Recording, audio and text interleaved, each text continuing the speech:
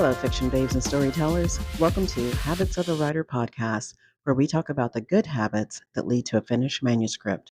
I'm your host, Portia Leivette.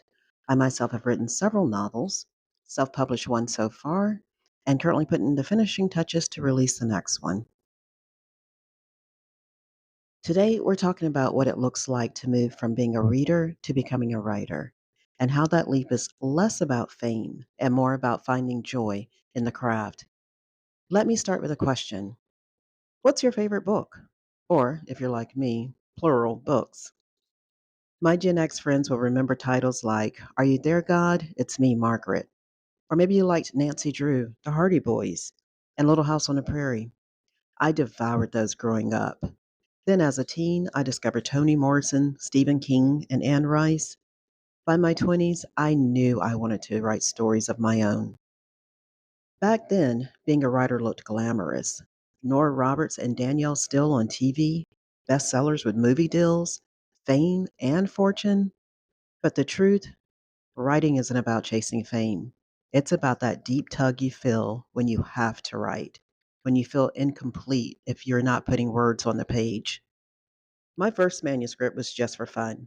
I wrote what I knew: Tampa, Florida as the setting, a hair salon as the backdrop, and characters that lived in my head. It taught me that writing isn't just about typing words, it's building a world, stretching a story, learning about arcs and acts and midpoints. The book never saw the light of day, mostly because of an external hard drive error, but it was my practice novel, my training ground. I went back to my favorite authors, but this time as a student, not just a fan. B.B. Moore Campbell showed me how to write emotional depth. Eric Jerome Dickey taught me how to build vivid worlds. And yes, Zane showed how to write heat. Along the way, I also discovered craft books like Save the Cat Writes a Novel by Jessica Brody. And I love to use The Emotional Thesaurus. That one's by Angela Ackerman and Becca Puglisi. These broke down structure and gave me tools to shape a story that actually worked. So, what about you?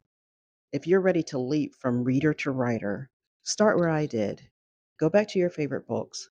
Read them like a student. Notice how Act 1 flows into Act 2. Pay attention to the character arc, and then grab a craft book or two, because learning this learning the tools doesn't make your voice less unique. It makes it stronger. But here's the most important thing. At the end of the day, you're the writer. It's your story. No expert or book can tell it the way you will.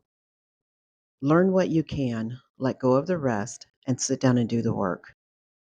Resistance and fear will show up. That's normal. I felt it pressing publish on my first book. But if I can do it, so can you. Don't wait for the perfect moment or for fear to disappear. This is your time. I encourage you to finish the novel. I encourage you to finish the manuscript.